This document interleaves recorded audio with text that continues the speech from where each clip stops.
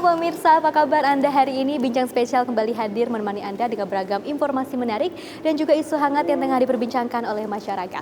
Bersama saya Pesi Rahmadi, karena tiap suara punya arti, tiap tamu membawa inspirasi. Dan pemirsa, biasanya saya menyapa Anda langsung dari studio Simpo TV, tapi kali ini cukup berbeda. Lebih spesial lagi, saya menyapa Anda langsung dari kantor narasumber kita hari ini.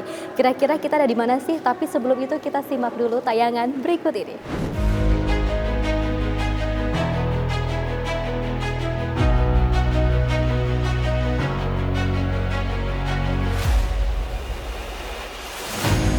Haji bukan sekadar ibadah, tapi perjalanan spiritual yang menggugah hati jutaan umat. Setiap tahun, ratusan ribu jamaah Indonesia berangkat menuju Tanah Suci, membawa harapan untuk mendapatkan kesempurnaan ibadah. Namun di balik itu, ada tantangan yang tak mudah dihadapi, antrean panjang, biaya yang terus bergeser, hingga isu pelayanan dan kesehatan jamaah yang jadi perhatian dunia. Di tengah kompleksitas itu, Indonesia membutuhkan langkah transformatif, kepemimpinan yang visioner, diplomasi yang kuat, dan sistem yang berpihak pada kenyamanan jamaah. Lantas, mampukah Indonesia membangun peradaban haji yang tak hanya diteladani, namun juga menjadi standar pelayanan global? Selengkapnya, dalam Bincang Spesial. Ya pemirsa, saat ini saya sudah berada tepatnya di belakang saya ini ataupun di pinggir saya ini adalah ruangan dari Menteri Haji dan juga Umroh, yaitu ruangannya dari Gus Irfan. Jangan lama-lama, kita langsung masuk aja ya. Assalamualaikum. Assalamualaikum. Waalaikumsalam warahmatullahi wabarakatuh. Silakan Pesti ya.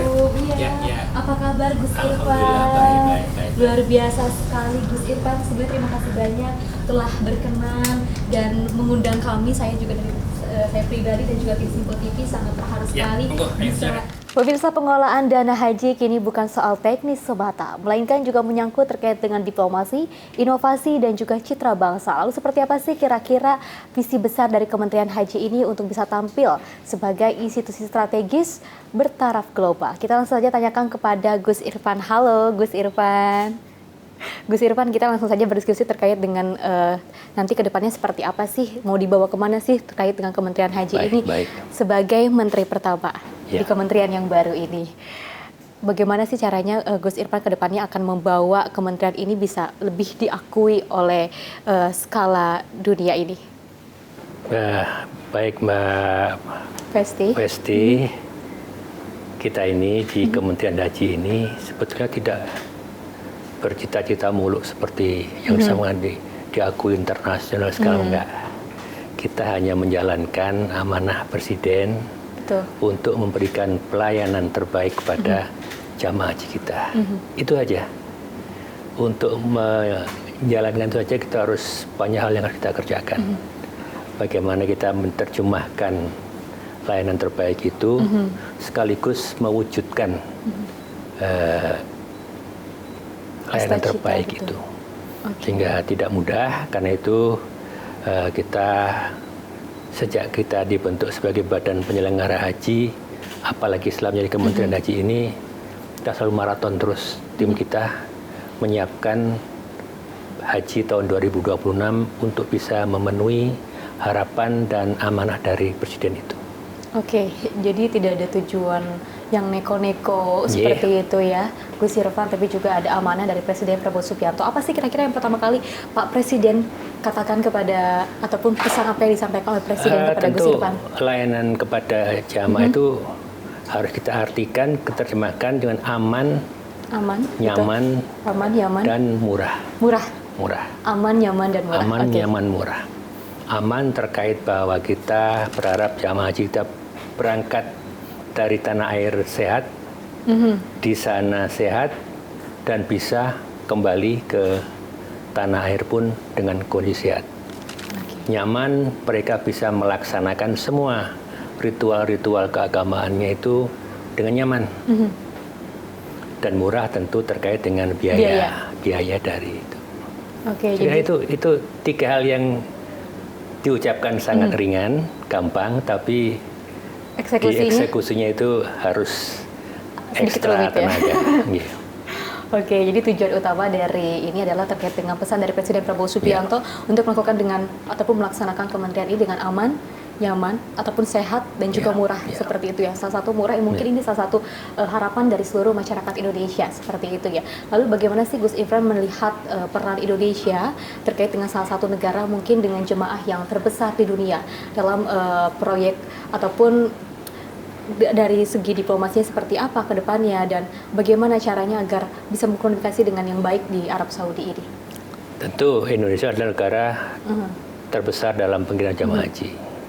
Indonesia adalah negara yang sudah bersahabat lama dengan pemerintahan Arab Saudi, sehingga dalam beberapa kasus tentu menjadi perhatian khusus dari pemerintah Arab Saudi, walaupun tidak berarti diistimewakan. Betul. Tapi dalam beberapa kali kesempatan teman-teman di Kementerian Haji Arab Saudi selalu berkomunikasi dan berkoordinasi dengan kita. Apapun permasalahan-permasalahan yang kita hadapi, tentu mereka akan secara cepat mencari merespon dan mencari jalan pemecahannya. Dan alhamdulillah sangat bagus komunikasi kami dengan teman-teman di sana. Oke, artinya tidak ada hambatan untuk terkait komunikasi dengan pihak sana ya? Tidak ada hambatan, tidak ada sama sekali. Bahkan ketika kami masih belum menjadi kementerian pun, saya ke sana selama 10 bulan jadi kepala badan haji lebih dari 6 kali. Ketemu langsung dengan Menteri Hajinya. Dan di situ juga banyak hal yang kita bicarakan, terutama terkait dengan hambatan-hambatan pelaksanaan haji, terutama pelaksanaan haji tahun kemarin. Oke, salah satu bentuk diplomasi yang dilakukan adalah komunikasi yang baik mungkin ya dengan pihak Saudi agar bisa melakukan hal yang pelayanan dengan terwujud seperti itu ya. Apalagi kan besar harapan dari masyarakat terkait dengan Kementerian Haji ini. Maka dari itu Presiden Prabowo Subianto ini juga pemirsa membentuk sebuah kementerian baru, tentunya juga untuk merespon keresahan masyarakat terkait dengan pelaksanaan haji ini ya. Dan kalau kita lihat memang waktu pada saat itu Presiden Prabowo Subianto sempat bertemu dengan Pangeran MBS ya di Saudi dan juga sempat menyinggung soal adanya angka kematian yang cukup tinggi di sana. Seperti apa sih komunikasi yang dilakukan Gus Irfan kepada pihak Arab Saudi ini? Ya, memang pembentukan Kementerian Haji ini disambut, direspon dengan sangat gembira oleh teman-teman Saudi.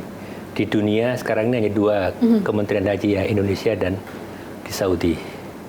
Terkait dengan apa yang disampaikan oleh Prince MBS tentang kesehatan, memang harus jujur kita akui bahwa tahun 2025 kemarin kita ini, saya gunakan istilah babak belur. Ada beberapa evaluasi lah ya. Di bidang kesehatannya. Kesehatan. 10 hari sebelum hari Arafah, saya dan Menteri Agama ketemu dengan Menteri Kesehatan. Kami diingatkan, Indonesia kok seperti ini istilah kesehatannya. Belum berangkat, belum sampai ke tanah Saudi, sudah meninggal 6 orang di pesawat. Ini gimana ini? Ketika sehari menjelang Arafah, kami ketemu dengan Menteri Haji, diingatkan kembali. Bahkan ketika saya mendampingi Presiden, oleh Presiden BS juga diingatkan bahwa Indonesia menyumbang separuh dari kematian seluruh jamaah haji dari dunia. Itu suatu hal yang luar biasa. Bahkan ketika saya baru pulang dari hari haji, hari Ahad saya pulang, saya Selasa diundang oleh Duta Besar Saudi di Jakarta, diingatkan kembali tentang itu. Artinya memang perhatian mereka terhadap faktor kesehatan ini luar biasa dan ini akan menjadi pendorong pemicu saya untuk memperbaiki ini. Saya sudah waktu itu Undang-Undang Haji belum direvisi. Karena itu kami memanggil Pusat Kesehatan Haji yang waktu itu masih berada di naungan Kementerian Kesehatan. Saya sampaikan beberapa perhatian dari teman-teman di Saudi tentang kesehatan kita. Dan saya minta tolong untuk tahun 2026 kita yang sudah mempunyai SOP standar kesehatan calon jamaah kita, gunakan standar itu secara penuh. Tidak ada lagi pengecualian siapapun yang minta. Kami tahu bahwa teman-teman di Puskes Haji kadang-kadang juga rikuh. Orang yang harusnya nggak lolos, ada telepon dari mana, tolong diloloskan itu. Sehingga akhirnya terjadi sekarang ini. Karena itu saya minta kepada teman-teman di sana tetap menggunakan apa standar yang kita sudah miliki. Standar itu apakah akan dinaikkan atau seperti apa? Standar atau kebijakan? Tidak terlalu dinaikkan. Kita udah punya standar yang bagus, hanya saja mungkin selama ini tidak ditetapkan secara penuh karena faktor-faktor yang saya sampaikan tadi. Berarti dari Kementerian Haji itu sangat menyinggung ataupun memicu terkait dengan perhatian di mana kesehatan para jemaah haji ya, seperti itu ya. Evaluasi-evaluasi di tahun-tahun sebelumnya seperti 2024, 2025 ini mungkin memang sangat banyak sekali ya, apalagi dari segi kesehatannya. Maka dari itu mungkin ada beberapa langkah yang akan dilakukan oleh Gus Irfan. Iya. Saya sangat menggarisbawahi kementerian apa yang disampaikan oleh Menteri Haji bahwa proses haji di Saudi itu menjadi sorotan dunia. Jangan sampai dunia melihat proses haji menjadi ladang kematian. Itu yang disampaikan. Jadi ya, itu sangat-sangat luar biasa buat saya. Kalau misalnya berbicara soal sorotan dunia ya, kemarin juga sempat ada beberapa kabar terkait dari Arab Saudi ataupun sorotan dari Arab Saudi terkait dengan adanya pelayanan haji Indonesia di sana, dan juga terus juga ada isu pemangkasan kuota. Apa sih yang bisa disampaikan Gus Irfan di sini untuk hal ini? Jadi hari keempat setelah Arafah, menjelang saya bergeser ke Madinah, saya diundang oleh Kementerian Haji Saudi, tim saya sendiri, tim Badan Penyelenggara Haji. Biasanya kan bareng Kementerian Agama. Kemarin kita doa sendiri, sampaikan bagaimana kurang puasnya teman-teman Kementerian Saudi dengan performa tim haji kita. Banyak disampaikan kesehatan, data yang amburadul dan sebagainya. Sehingga ini menurut mereka, di internal teman-teman sana ada pemikiran, udahlah Indonesia dipotong aja separuh. Kuotanya. Kuotanya. Tapi Menteri Haji udah bilang ke teman-temannya, udahlah Indonesia ini sudah sedang memperbaiki diri. Presiden yang baru, Presiden Prabowo sudah membentuk Badan Penyelenggara Haji, dan ini nanti tahun 2020 nanti yang akan memegang kendali. Ini semuanya orang baru, sehingga kita tidak perlulah melakukan tindakan ekstrim. Kita tetap percaya bahwa pemerintah Indonesia pasti akan melakukan yang terbaik untuk jamaah haji. Itu yang disampaikan kepada saya. Jadi banyak beberapa yang dilakukan seperti itu ya, Gus Irfan ya. Apalagi kan kemarin sorotan terkait dengan pemangkasan kuota haji, mudah-mudahan ke depannya malah lebih ditambah seperti Insya Allah, itu ya. Alhamdulillah tahun ini sudah keluar pengumumannya dan tidak ada pemotongan sama sekali. Kalau kita beralih ke yang lain nih Gus Irfan, terkait dengan adanya kampung haji di Mekah ini kan tentunya juga jadi sorotan yang paling besar juga di dunia seperti itu ya. Kira-kira detail konsepnya seperti apa sih Gus Irfan? Konsepnya ini bahwa jamaah haji kita itu akan dikumpulkan di satu area. Akan dikumpulkan satu area. Satu area tentu karena 200.000 tentu harus ada beberapa puluh tower kira-kira yang harus tempat Indonesia. Di situ ada tempat tinggal pasti, kemudian ada dapur pasti, ada rumah sakit juga, kemudian ada beberapa UMKM yang diberi peluang untuk berusaha di sana. Itu prinsipnya yang disampaikan oleh Presiden. Dan untuk mewujudkan itu ditunjuk oleh Presiden dan Antara sebagai pelaksananya. Kami dari Kementerian Haji akan berfungsi sebagai user nanti kalau sudah terbangun. Harapan kita tahun 2028 1-2 tower bisa digunakan sebagai awal dari pelaksanaan itu. Sudah berapa persen ini sudah bisa terbangun kira-kira? Hari ini kita sedang berproses lokasi. Tadi pagi di Lubang Buaya, saya ketemu Pak Rosan dan Antara. Gimana Mas? Udah jalan semuanya? Alhamdulillah on the track semuanya. Mudah-mudahan ini bisa lancar semuanya. Tentu dengan doa dari masyarakat Indonesia semuanya. Sudah ada 2 gedung, artinya ini juga sudah hampir beberapa persen lagi ya kita untuk bisa terbangun ininya. Apa namanya? Bukan, maksudnya dan 2028 nanti ada 2 atau sedikit gedung yang bisa dipakai. Sudah ada sedikit gedung yang bisa dipakai. Oke, pemirsa, kalau misalnya kita lihat tadi pemaparan dari Menteri Haji Gus Irfan, ini juga sudah beberapa kali proses progresnya juga akan dilakukan seperti itu ya, apalagi juga bekerja sama dengan Danantara. Kemarin juga sempat ngobrol-ngobrol bersama Mas Rosan Roslani seperti itu ya, terkait dengan hal ini. Kalau misalnya memang betul sudah terwujud, sudah terbangun, kira-kira apa sih Gus Irfan, bayangan Gus Irfan, manfaat yang bisa dirasakan oleh jamaah haji Indonesia ini? Tentu secara langsung biaya akan lebih murah. Yang kedua tentu koordinasi akan lebih mudah. Karena selama ini jamaah kita 200.000 itu terpencar-pencar di beberapa hotel. Koordinasi akan susah. Dan ketiga, kalau ada sesuatu yang terkait dengan kesehatan akan bisa lebih mudah dipantau, diawasi dan diperbaiki kalau memang diperlukan. Oke. Harus diperbaiki kalau bisa diperlukan, tapi memang harus diperbaiki ya Gus Irfan ya, karena kan harapan dari masyarakat juga segera adanya kampung haji di sana, terus juga. Tapi kalau respon dari pihak Saudinya seperti apa Gus Irfan kira-kira? Arab Saudi luar biasa, mereka sangat memahami kebutuhan kita dan mereka membantu dengan menyediakan alternatif area. Kemarin bulan Agustus awal saya dengan Pak Rosan ke sana. Kita melihat beberapa lokasi yang ditawarkan, ada 11 kalau nggak salah lokasi, dan insya Allah nanti Oktober ini sudah ada kesepakatan kita yang ambil yang mana, kemudian prosesnya nanti berlanjut terus. Ya, pemirsa, banyak sekali yang berharap terkait dengan hadirnya kementerian ini bisa menjadi simbol transparansi dari tata kelola keuangan publik. Lalu seperti apa sih kira-kira pengelolaan dana haji ke depannya agar bisa dilakukan ataupun dilaksanakan secara terbuka? Kita akan membahasnya saat lagi, jangan kemana-mana, tetap di Bincang Spesial.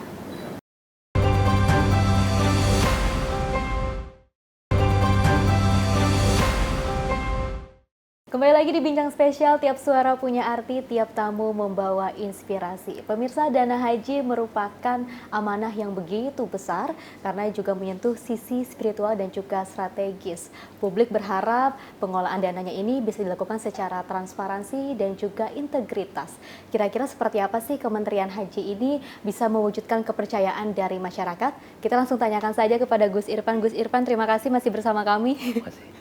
Gus, kalau kita melihat terkait dengan adanya, ini kan harapan besar banyak sekali ya dari masyarakat ya, apalagi kementerian ini kan sudah mulai disahkan oleh Presiden Prabowo Subianto, terus juga sudah beberapa ada agenda yang dilakukan oleh Gus Irfan.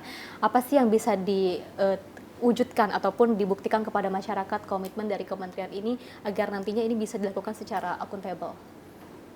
Memang itu salah satu amanatnya, bagaimana kita mengelola semua terkait dengan haji dengan transparan dan akuntabel. Di haji ini Mbak, perputaran uangnya sekitar 20 triliun. Artinya kalau ada 1% aja bocor, itu sudah 200 miliar. Dan saya kira kita nggak akan percaya kalau dibilang bocornya cuma 1% kan. Ya, pasti lebih dari itu. Ya, jadi karena itu kita sangat ketat dalam hal keuangan ini. Kemarin kita koordinasi dengan Kejaksaan, bagaimana bisa mengawal proses haji ini terkait dengan peluang-peluang kemungkinan terjadinya pelanggaran itu di titik-titik mana. Dan kita sudah ada MOU dengan Kejaksaan. Insya Allah beberapa hari ke depan saya juga akan komunikasi dengan teman-teman KPK untuk bisa mengawal bagaimana proses haji ini benar-benar dijalankan dengan baik, supaya tidak ada lagi permainan yang selama ini kita dengar. Gus Irfan, kalau misalnya untuk pembagiannya ke beberapa provinsi ini kira-kira seperti apa sih? Karena kan pasti ini berpengaruh juga untuk masyarakat. Betul. Kita mendapatkan kuota 221.000 seperti tahun yang sama. Itu kita bagi dua, 92% untuk haji reguler, 8% untuk haji khusus. 92% itu berarti sekitar 203.000. Dan ini harus kita distribusikan ke seluruh Indonesia. Tahun-tahun terakhir ini pembagiannya itu tidak jelas. Pembagian sudah diatur oleh undang-undang, Mbak. Okay. Menggunakan pola dasar antrian atau jumlah penduduk. Nah, yang terjadi selama ini tidak dua-duanya. Sehingga kami akan upayakan kembali ke undang-undang. Dan selama beberapa tahun terakhir ini, proses pembagian kuota itu mendapatkan catatan dari BPK. Karena tidak sesuai dengan undang-undang. Dan kami ingin kembalikan gitu.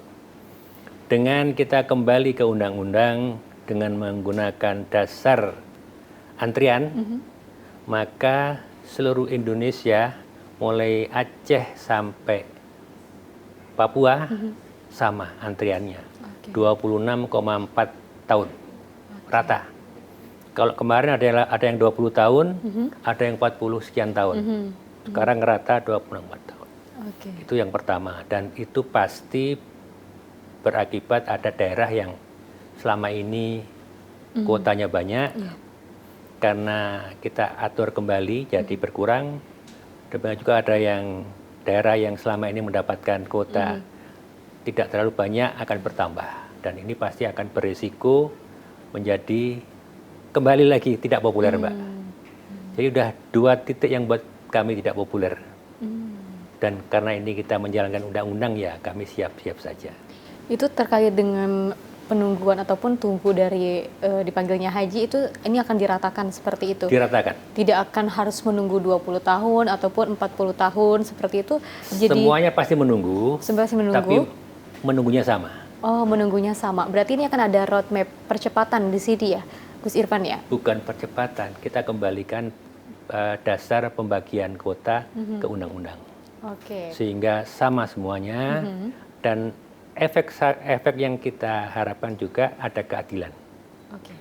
Yang kedua, penggunaan nilai manfaat dari dana yang disimpan oleh BPKH itu akan sama. Oh, akan sama. Jadi sama-sama nunggu 26 tahun. Artinya juga mendapatkan nilai manfaat yang sama. Selama ini yang terjadi, mereka yang menunggu 18 tahun dan yang menunggu 30 tahun mendapatkan nilai manfaat yang sama. Selama ini. Itu yang saya katakan ketidakadilan yang terjadi. Sehingga dengan kita menggunakan dasar ini, semuanya sama. Sama waktunya, sama nilai manfaatnya. Jadi memang kalau misalnya kita melihat terkait dengan ini lama sekali ya, 20 tahun, terus juga sampai 40 tahun lamanya ya. Tapi kalau misalnya ini sudah ada progres baru, terus juga pelayanan yang baru, terkait semuanya juga akan mendapatkan sama rata seperti itu ya, nilai yang sama. Ini kemarin kita usulkan ke DPR, penggunaan ini. Dan tentu kita sedang menunggu persetujuan DPR, boleh digunakan yang ini. Apa responnya dari DPR sendiri? Ya, DPR tentu masih menimbang-nimbang sejauh mengkaji bagaimana pro kontranya, bagaimana plus minusnya. Gus Irfan, kalau kita lihat kan banyak sekali permasalahan ataupun evaluasi di 2024, terus juga 2025, ini juga terkait dengan adanya mafia haji, terus juga oknum travel yang nakal. Bagaimana sih nantinya dari kementerian ini bisa betul-betul hal ini tuh diberantas gitu, Gus Irfan? Jadi mafia haji itu ada yang di luar ya, yang di luar, yang terkait dengan bisnis haji di sana, hotel, makanan, transportasi itu. Kemudian travel yang nakal itu yang terkait dengan pembagian atau penggunaan kuota yang didapatkan oleh teman-teman di sana itu. Itu dua hal yang berbeda, tentu dengan penanganan yang berbeda juga. Yang mafia haji itu yang terkait dengan bisnis yang di luar negeri itu tentu kita lakukan, dan kita sudah mulai dengan lelang yang sangat-sangat terbuka, sangat terawasi, dan sudah kita lakukan untuk penentuan syarikah. Kemudian yang terkait dengan travel itu yang sebagian besar menggunakan kuota itu itu semuanya tergantung pada bagaimana kita mengamankan siskohat kita. Siskohat itu adalah lumbung di mana itu tersimpan kuota-kuota kita. Nah, kalau lumbungnya kita amankan, tentu tikus-tikus yang mau masuk itu tentu akan kesulitan. Memang ada kemungkinan beras yang sudah keluar dari lumbung diserobot oleh tikus mungkin, tapi karena itu kelalaian yang megang beras. Jadi hari ini kita belum menerima secara resmi siskohat kita. Nanti begitu siskohat kita terima resmi dari Kementerian Agama, satu hal yang akan kita lakukan adalah mengadakan apa istilahnya? Kita periksa. Itu kita periksa, kita pastikan bahwa ini lumbungnya benar, tidak ada tikus yang sudah di dalam, dan kemudian kita tutup, kita jaga bahwa tidak akan ada lagi yang optimal masuk. Seperti itu ya. Karena kalau kita lihat memang dari pemaparannya Gus Irfan untuk terkait dengan travel yang nakal, terus juga mafia tanah ini kita harus berkoordinasi dengan hal-hal internal dulu seperti itu ya. Apakah dari segi kitanya juga sudah mumpuni, terus juga tidak berlaku curang, seperti itu ya Gus Irfan. Yang salah satu langkah yang nantinya juga agar tikus-tikus itu tidak masuk ke dalam ranah kami gitu ya, lumbung ini gitu ya Gus Irfan. Gus Irfan, kalau misalnya kita berbicara soal biaya haji, balik lagi kita ke biaya haji yang tadi juga sempat dikatakan beberapa provinsi juga dilakukan beberapanya sama rata, terus juga untuk antrian panjangnya pun ini akan sama nilainya dan juga memiliki kesempatan yang sama seperti itu. Nah, kalau misalnya untuk biaya haji ini kan pasti kerjasama dengan BPKH seperti itu ya. Apa sih yang mungkin dilakukan oleh Gus Irfan agar nantinya ini biaya haji ini tetap terjangkau, terus juga stabil, bahkan tidak harus mengurangi kualitas dari layanan di kementerian ini atau di pelayanan haji ini? Seperti yang saya sampaikan tadi, Pak, kita akan berusaha menghindari atau menutup kebocoran-kebocoran yang terjadi. Kalau kebocoran itu bisa kita hilangkan, otomatis harga turun, pelayanan membaik. Karena yang terjadi selama ini yang seperti itu. Kita bisa mendapatkan harga yang akan lebih baik jika tidak ada kebocoran. Kita akan bisa mendapatkan pelayanan lebih baik jika harga yang kita bayarkan itu tidak ada feedback. Tahu kan maksud saya? Jadi ada kutipan, ada feedback dan sebagainya itu yang selama ini terjadi di sana. Gus Irfan, kalau tadi kan sempat dikatakan bahwa yang pertama itu terkait dengan data-data jamaah juga yang mungkin sempat berantakan seperti itu. Tapi kan kalau kita lihat ini kan teknologi sudah semakin modern ya. Terus juga peran teknologi seperti mungkin big data, AI ini juga untuk bisa mengurangi birokrasi, terus juga percepatan visa, paspor dan juga data jemaah seperti apa di sini? Jadi seperti tadi lumbung kita jaga. Lumbung dijaga ya. Dalamnya dijaga dulu internalnya. Sebelumnya kita bersihkan dulu mana beras yang bagus, ada beras yang kotor. Saya katakan beras yang kotor itu di dalam antarian itu, Mbak ya, ada istilah yang walaupun guyon atau sebagainya itu namanya kota batu. Paham kan? Kota batu itu kota yang namanya ada, pembayaran 25 jutanya ada, ketika dipanggil nggak ada orangnya, ketika dicari nggak ada orangnya. Pemerintah tidak berani menghapus ini, walaupun sudah 2-3 tahun dipanggil, karena dia membayar 20 juta. Kita akan bersihkan itu. Kalau undang-undang mengizinkan dan sepertinya alhamdulillah sudah mengizinkan. Ya BPKH ini selama ini memang menjadi istilahnya juru bayar dari kita. Kita tidak mengelola keuangan jamaah. Jamaah membayar ke kita, tapi sehari itu juga langsung masuk ke rekening BPKH. Dan tugas BPKH adalah untuk menginvestkan dana dari umat itu supaya bisa memberikan nilai manfaat kepada jamaah haji. Nilai manfaat itu kalau kita gampangkan istilahnya bisa memberikan subsidi untuk masyarakat kita. Dan ini yang terjadi selama ini. Kemarin kan biayanya 89 juta. Jamaah membayar 60 juta kurang sedikit, sisanya ditambahkan dari nilai manfaat itu.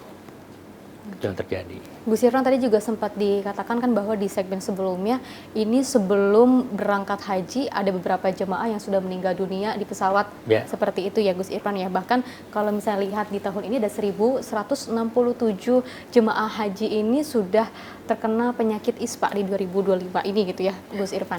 Lalu apa sih yang akan dilakukan ke depannya Gus Irfan kalau misalnya kita melihat menekan angka kesehatan yang menurun, terus juga kita kan juga ingin kesehatan ini bisa ditingkatkan atau mungkin dari tingkat medisnya juga di pelayanannya ditingkatkan seperti itu Gus Irfan. Jadi seperti saya sampaikan tadi, standar kita relatif sudah ada, sudah punya. Dan kita ingin standar itu kita laksanakan sepenuhnya.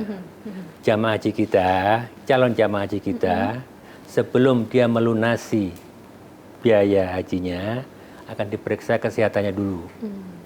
Kalau kesehatannya oke, bayar. Dia boleh membayar melunasi. Kalau kesehatannya tidak oke, pasti nggak bisa membayar. Berarti dari segi pelayanan medis. Ada juga jamaah yang kesehatannya tidak oke, tapi masih mungkin akan menjadi bagus. Ini akan kita pantau. Kita beri terapi-terapi yang diperlukan, akan kita pantau. Tahu nanti sekian lama akan kita cek kembali. Jika sudah sehat, bisa langsung. Tapi kalau ternyata nggak bisa, ya. Ada jangka waktu untuk pemantauannya nggak kira-kira Gus Irfan? Pasti ada.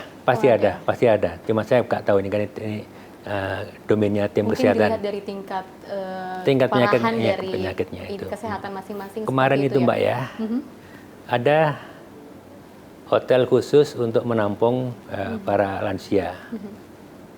Rata-rata demensia Mbak. Jadi ya udah makan aja kadang-kadang agak susah. Ada lagi yang punggungnya udah bolong karena diabetes. Itu dipertanyakan oleh pemerintah Saudi, kok bisa lolos gini nih? Ada juga beberapa jamaah yang harus cuci darah, juga kok bisa lolos. Bahkan ada jamaah yang melahirkan di pelataran Masjidil Haram. Itu artinya kan SOP kita tidak dilaksanakan sepenuhnya. Dan ini yang akan menjadi catatan kita untuk bisa melaksanakan itu sepenuhnya, apalagi pusat kesehatan haji yang selama ini di Kementerian Kesehatan dengan undang-undang yang direvisi ini menjadi bagian dari Kementerian Haji. Gimana sih caranya dari kementerian ini sendiri untuk bisa memastikan bahwa seperti tadi hotel, terus juga catering, transportasi dari pelayanan haji ini bisa dipercepat, terus juga bisa mendapatkan yang layak nanti di Tanah Suci? Itu Mbak, seperti yang saya tadi, tentu kita prosesnya sejak awal harus bersih. Bersih. Harga makanan katakan 15 real satu porsi. Itu harus benar-benar terwujud. Berbentuk 15 real itu. Tentu dipotong dengan keuntungan vendor dan transportasi. Tidak ada lagi potongan-potongan lain. Itu yang dengan demikian akan mampu meningkatkan kualitas makanan. Gitu. Demikian juga hotel. Hotel selama ini kita, saya nggak tahu itu udah orang kedua, orang ketiga nggak tahu itu. Ya, tentu kita akan lebih baik kalau bisa ke pihak pertama sehingga tidak mengurangi mata rantainya itu. Itu salah satu upaya kita. Oke, jadi salah satu langkah yang dilakukan dari kementerian ini adalah kita harus bersih ya Gus Irfan ya. Karena kalau misalnya pelayanannya ataupun kualitasnya akan naik, itu dilihat dari bawah dulu seperti apa. Lumbungnya tadi berkali-kali dikatakan ya, lumbungnya juga harus bersih agar nanti juga pelayanan ini bisa jauh lebih baik lagi, dan mudah-mudahan ke depannya dari kementerian ini bisa melakukan yang terbaik dan juga bisa terus menjawab isu-isu ataupun keresahan dari masyarakat ya. Ya, insya Allah itu dengan doa dari masyarakat kita. Oke, pasti. Amin. Dan pemirsa, kalau kita ketahui memang Gus Irfan ini dikenal sebagai ataupun dikenal oleh masyarakat luas sebagai tokoh ulama, dan juga saat ini sudah terjun ke dunia politik sebagai menteri, yaitu amanah baru. Kira-kira seperti apa sih perjalanan hidup ataupun karir dari seorang Gus Irfan? Kita akan membahasnya saat lagi, jangan kemana-mana, tetap di Bincang Spesial.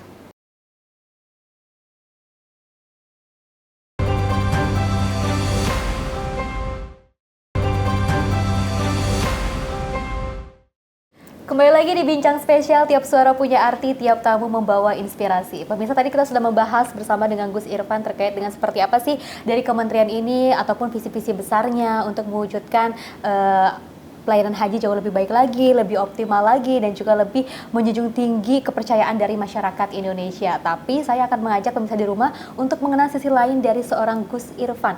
Apakah dari sosoknya yang sebagai tokoh ulama, terus juga sekarang sudah terjun ke dunia politisi. Ini mungkin ada sisi humoris lainnya, ada sisi manisnya. Tapi sebelum ke sana, saya juga akan melihat ataupun mengajak pemirsa di rumah untuk melihat-lihat kondisi kerja ataupun ruangan kerja dari Gus Irfan sendiri. Izin ya Gus Irfan, saya boleh lihat-lihat di sini ya. Luar biasa. Tapi sebelumnya nih ya, Gus Irfan dan juga pemirsa, saya sangat salfok ini. Kalau salfok salah fokus artinya gitu ya. Ada makanan, boleh di-shoot teman-teman. Ini juga ada kacang tanah, terus juga ada jagung, rebus-rebusan, sehat sekali. Bisa diceritakan nggak kenapa, apakah ini harus selalu ada? Mungkin Gus Irfan dari setiap kerja atau setiap hari mungkin. Saya tidak minta selalu ada, tapi kok tiap hari ada terus. Tiap hari kok ada terus kadang-kadang ya? Saya juga agak bosan juga, tapi karena memang saya suka ini ya. Oke. Nanti sore kadang kalau nggak habis saya bawa pulang buat di jalan gitu.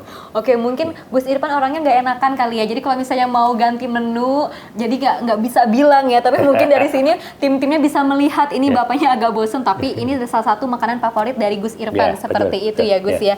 Luar biasa. Gus Irfan, saya kalau misalnya boleh lihat ke sebelah sana nggak? Boleh silakan. Boleh ya. Ini meja saya ini. Oh, ini biasanya mejanya Gus Irfan. Ini spot favorit atau gimana Gus Irfan? Ya kalau baca berkas, tanda tangan berkas di sini. Ini. Untuk di sini berarti untuk meeting kecil. Meeting kecil dengan eselon 1. Oke. Ini view-nya langsung ke Tamrin, melihat ke sana. Ke Tamrin. Kalau misalnya lagi ada yang dipikirkan mungkin bisa di situ ya Gus Irfan. Yang sering itu kalau saya lihat keluar tuh banyak demo di sana. Oh. Karena kan dekat dengan Monas ini kan. Iya. Luar biasa. Oke, kita ajak pemirsa di rumah dan juga ditemani sama Gus Irfan untuk melihat ruangan kerjanya yang begitu sangat floral sekali ya, ada bunga-bunga. Ini ruang tamu. Ini ada ruang tamu ya Gus Irfan ya. Wah, Gus Irfan, ini ada foto bersama dengan Presiden Prabowo Subianto. Boleh diceritakan nggak sih yang kalau foto sebelah sini mungkin pada saat momen apa gitu Gus Irfan?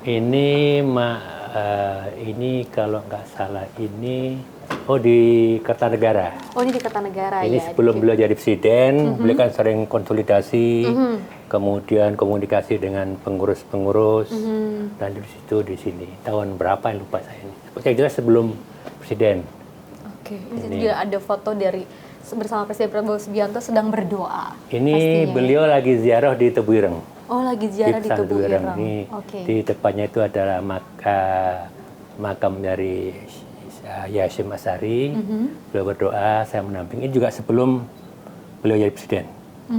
Ini sebelum jadi presiden, berarti Gus Irfan sudah jauh mengenal dari Presiden Prabowo Subianto. Kalau dari Gus Irfan sendiri melihat sosok beliau dari sebelum jadi presiden hingga akhirnya sekarang jadi presiden, apa sih yang mungkin apresiasi ataupun kenangan-kenangan manis bersama beliau? Beliau itu orang yang udah kalau istilahnya udah nggak ada sesuatu lain yang dicari itu.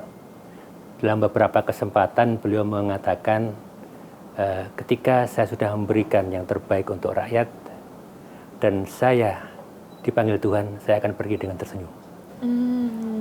Luar biasa. Itu rasa kagum Gus Irfan. Dia sampaikan itu. Dan itu bukan cuma sekedar pemanis mulut. Saya tahu, saya mengikuti perkembangan beliau mulai tahun 2018. Itu udah Pilpres tahun-tahun lalu sebelumnya. Ya, waktu itu saya diminta menjadi juru bicara di Prabowo Sandi.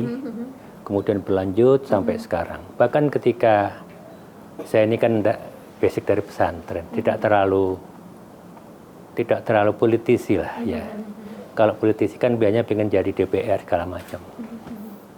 Jauh sebelum pileg, saya bilang ke beliau, saya nggak usah dicalonkan ya Pak, saya tak bantu pilpres saja. Jangan dulu beliau. Ketika menjelang pendaftaran pileg, beliau minta Gus Irfan maju. Ya, akhirnya saya majulah pileg waktu itu. Dan alhamdulillah terpilih juga. 1 Oktober saya dilantik. Jadi menteri. Sudah jadi presiden, dari DPR. 1 Oktober dilantik DPR. 22 Oktober 3 minggu setelah dilantikan itu, saya dipanggil untuk dipindah ke Badan Penyelenggara Haji. Saya tinggalkan DPR. Dan bagi saya pribadi, dimanapun tempat, selama itu bisa memberikan sesuatu yang saya miliki untuk bangsa, ya pasti kita laksanakan. Kalau lihat foto ini yang sedang hormat pada ini kehidupan saya sebelum saya terjun di dunia politik. Ya, ini di belakang itu adalah santri-santri saya, siswa-siswa saya sedang upacara apa lupa saya itu. Saya kadang-kadang kalau ada kegiatan saya mimpin upacara situ. Dan jujur, I miss them. Sangat merindukan nih momen-momen itu ya.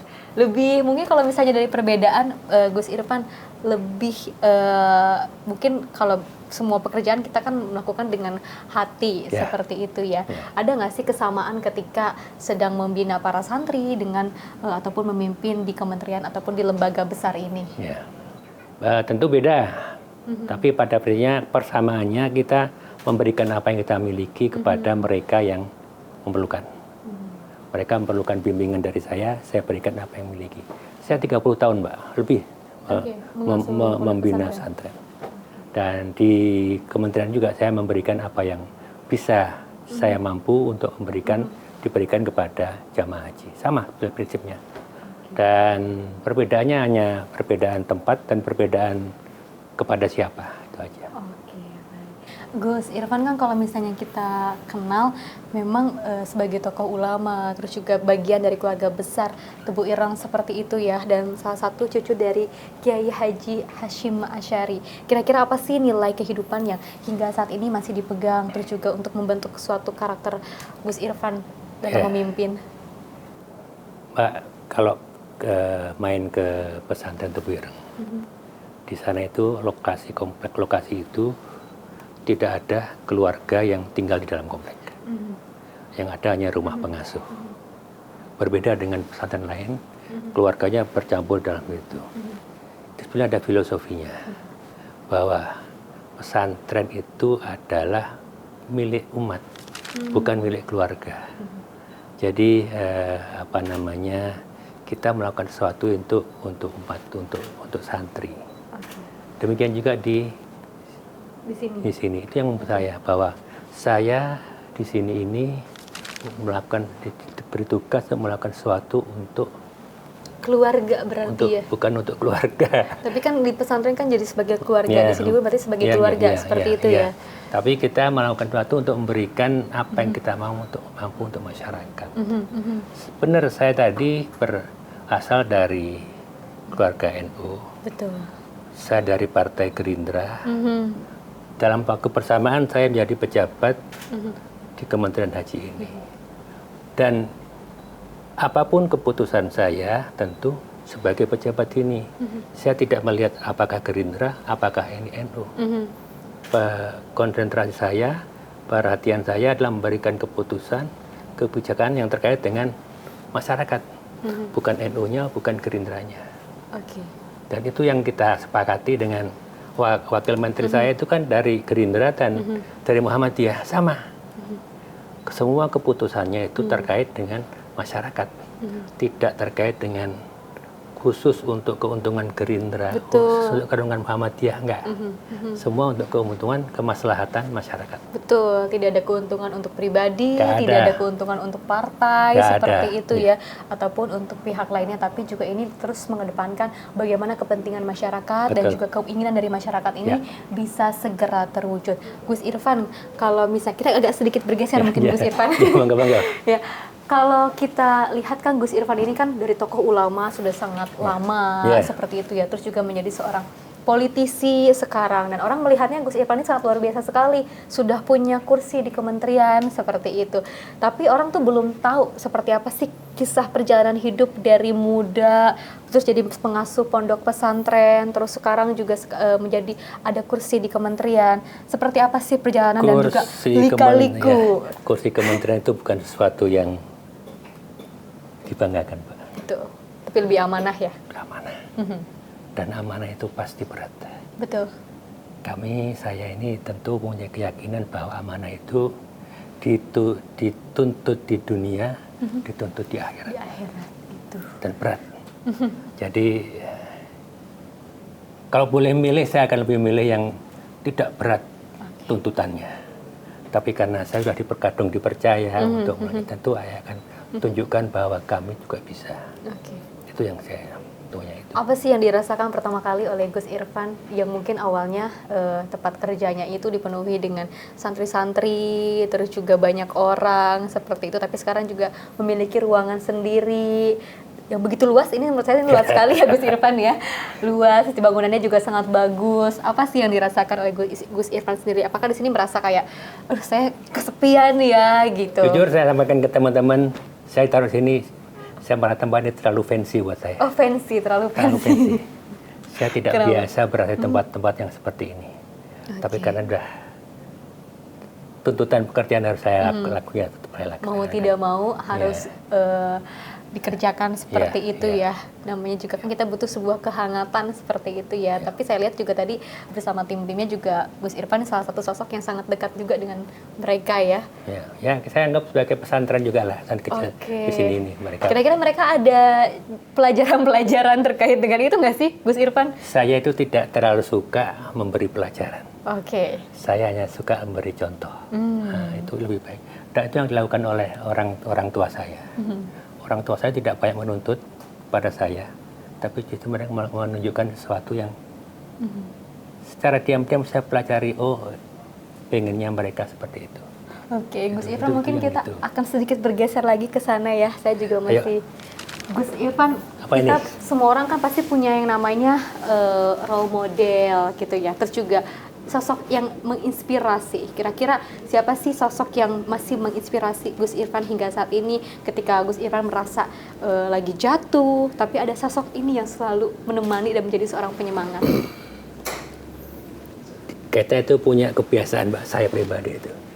Pada saat saya itu merasa jatuh terpuruk, itu saya biasanya pergi ke Tebu Ireng. Saya ke ziarah ke makam, di situ saya berdoa cukup lama. Di situ tiba-tiba ada saja inspirasi yang timbul, dan itu. Di situ ada kakek saya, ada ayah saya di sana, jadi ya mungkin inspirasi dari situlah. Terinspirasi dari sana ya, role modelnya ketika mendapatkan. Termasuk beliau ini berapa kali jatuh bangun. Betul. Jatuh dihina, bangun, dipukul orang. Dicaci maki, tidak pernah jatuh ya. Ini salah satu sosok inspirasi juga seperti itu ya. Luar biasa. Gus Irfan, ada yang lebih menarik lagi. Gus Irfan ini suka sekali dengan bersepeda. Selain makanannya yang sangat sehat, terus juga aktivitas hobinya juga sangat luar biasa, senang bersepeda. Itu kalau misalnya boleh tahu, bersepeda ini hanya sekedar hobi biasa atau mungkin ada arti tersendiri ataupun ada filosofi yang lain mungkin, Gus Irfan? Nah, kita nggak terlalu berfilosofi tentang sepeda.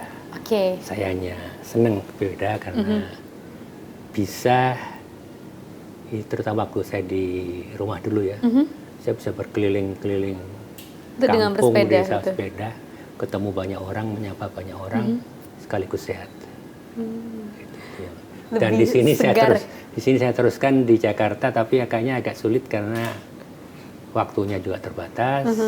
Kedua, suasananya bersepeda gimana mau sehat kok. Sepeda sebelahnya banyak mobil lewat kan, ya nggak terlalu sehat. Dan ketiga yang buat saya sedih, Mbak, ini. Kenapa itu? Saya udah sebulan ini divonis dokter nggak boleh sepedaan dulu ini. Oh, kenapa Gus Irfan? Nggak tahu ini.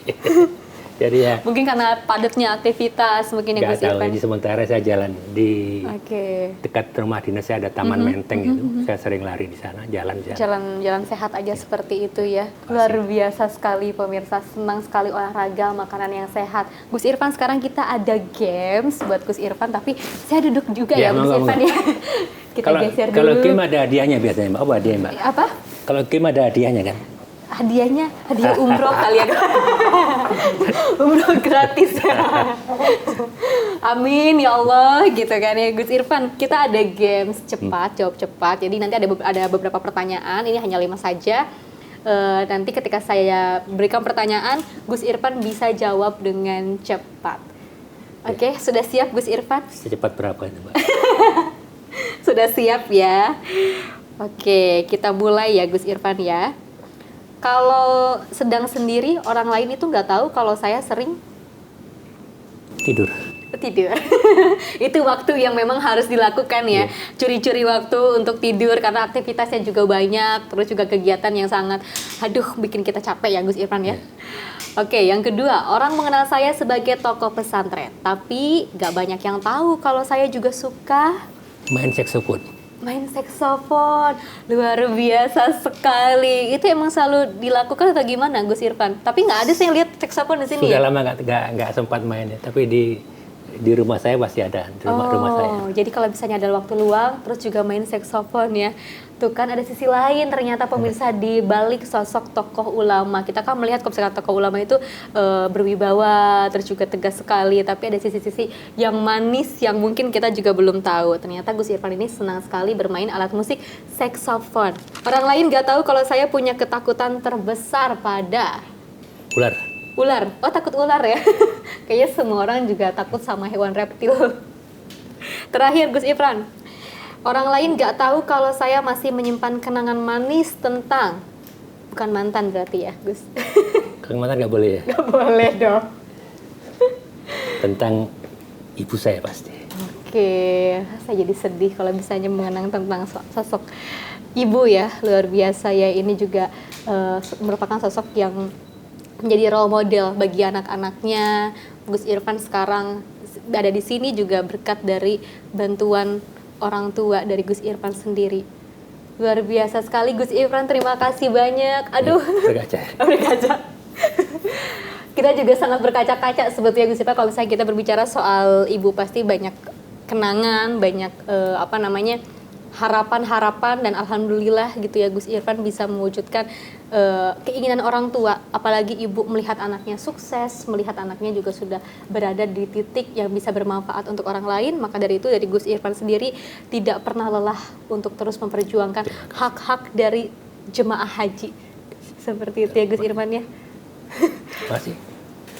Luar biasa sekali Gus Irfan, terima kasih banyak atas waktunya. Tadi juga kita sudah banyak sekali ngobrol-ngobrol soal seperti apa sih di jemaah haji ini. Terus juga mudah-mudahan besar harapan kami dengan hadirnya kementerian yang juga diinisiasikan ataupun dipimpin langsung oleh Gus Irfan bisa jauh memberikan kepercayaan bagi masyarakat, dan harapan-harapan evaluasi-evaluasi yang terjadi pada tahun-tahun lalu ini bisa dikembangkan dan juga bisa diatasi dengan baik. Sukses selalu Gus Irfan. Terima kasih. Kementerian ini mudah-mudahan kedepannya bisa terus mengudara, bisa terus menebarkan sebuah kebaikan dan juga keringanan bagi masyarakat Indonesia. Amin. Baik pemirsa, terima kasih banyak. Saya Pesi Rahmadi mewakili kerabat kerja yang bertugas. Jangan lupa untuk selalu saksikan bincang spesial hanya di Simpo TV.